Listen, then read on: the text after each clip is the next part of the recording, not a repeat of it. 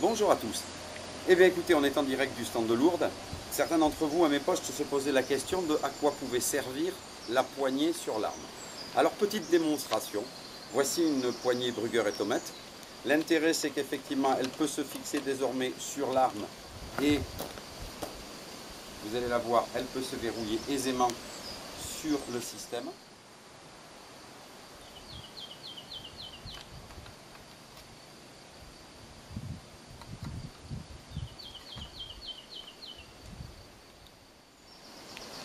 Et l'intérêt qu'elle peut avoir, bien évidemment, mon arme est en sécurité, c'est qu'effectivement, dans certaines épreuves de tir pratique en Angleterre, on va devoir faire les épreuves en tirant aussi bien debout qu'à genoux, que assis sur les fesses.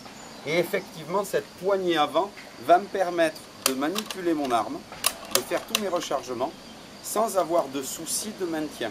Je suis beaucoup moins fatigué que quand je la tiens par le garde-main, puisque là, effectivement, regardez, ma main n'est pas fermée, et pourtant, elle tient et elle empêche mon arme de partir vers l'avant, et je me fatigue un minimum.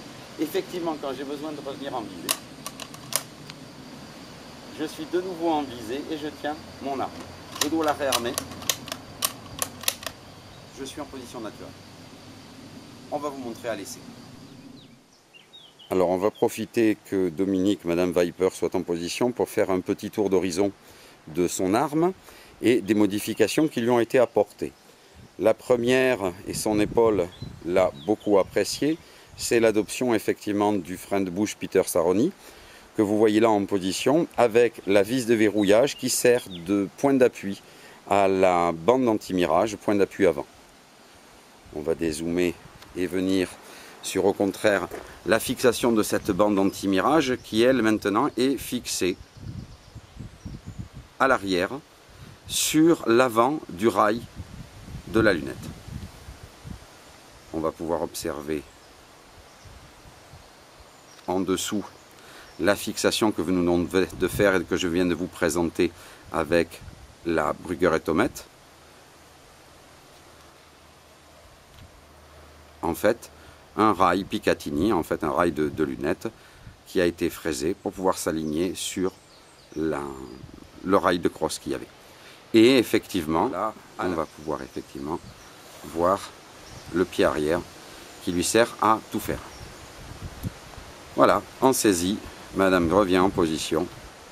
Alors, la théorie c'est une chose, mais en termes de confort, Madame Viper, ça donne quoi? Très bien, vraiment très bien. Je suis alignée, c'est confortable, c'est vraiment l'idéal. Là, tu as un grossissement 12 à ce que je vois, Oui. pas de gêne. Non, du tout. Alors, cette Tactical Elite, parce que certains d'entre vous nous ont demandé quelle était la lunette que nous utilisions. Alors, voici un petit zoom pour vous montrer. Effectivement, une Elite 4200.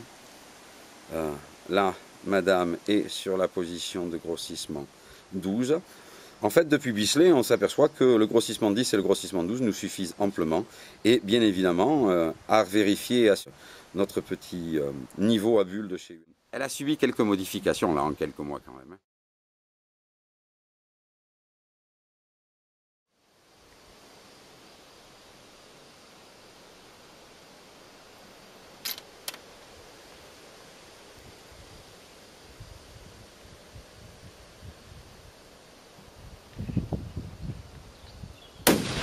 Alors, juste un petit commentaire pour voir qu'effectivement le ballon situé à gauche de l'arme bouge avec le vent à l'extérieur du stand, mais que le souffle du frein de bouche, je suis à quoi 1m80, 1m50, 1m80, ni le ballon ni moi n'avons été incommodés par le souffle du tir.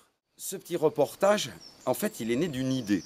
Je ne sais pas vous, mais vous avez peut-être vu, cette semaine, chez Apple, il y a eu une nouveauté, l'iPad.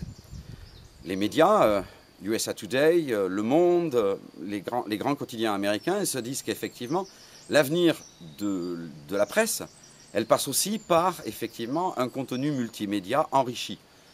Alors on va lancer une idée, on va la proposer aux grands magazines français. Est-ce qu'il ne serait pas intelligent que Cible, par exemple, je pense à lui parce que c'est le premier, et puis ce sont de vieux camarades, puisse offrir des tests en temps réel. Pourquoi? Ben parce que je ne sais pas si vous avez vu le dernier numéro, mais nous on l'a tous regardé et on a vu un test fait par Monsieur Caranta qui nous montre un groupement à 200 mètres d'une excellente arme.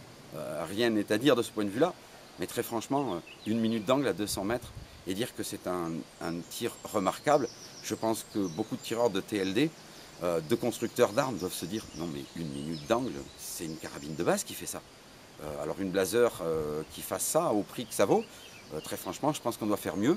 Alors je pense, et j'ai envie de votre avis, est-ce qu'il ne serait pas temps effectivement que l'on fasse une nouvelle génération de reportages, au-delà de photos, au-delà de textes, il en faudra, mais le magazine et les journaux qu'on voit dans l'IPAD, on peut lire les articles, mais on peut les agrémenter de vidéos et regarder avec un petit appareil photo Panasonic, on arrive à faire des reportages. Alors vous avez, pour certains d'entre vous, trouvé que j'avais des qualités de reporter avec mes petits reportages, nos petits reportages devrais-je dire, lors de Bisley. Ben moi j'ai envie d'aller plus loin et je lance une invitation à des constructeurs, à des fabricants, à des importateurs et puis surtout aux magazines, que cette idée aille plus loin et que peut-être qu'effectivement la presse spécialisée dans le domaine du tir, celle de notre passion à tous, elle devienne un peu plus vivante.